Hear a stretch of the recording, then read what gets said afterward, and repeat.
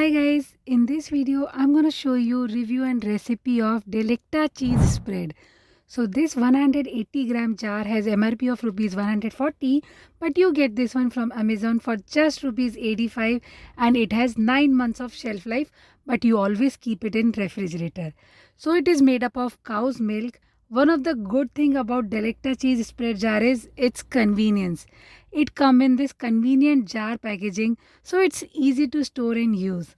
It has nice, smooth, thick and creamy texture. It is super easy to spread, thick and creamy texture.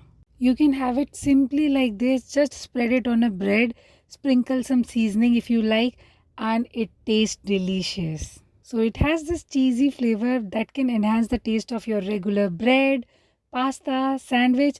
Okay, one more thing, that it is salted. So if you plan to add this one in sandwiches, reduce the salt amount according to your taste. So I made this pasta using Dlecta cheese spread and it added the nice flavor, cheesy flavor. I love this pasta.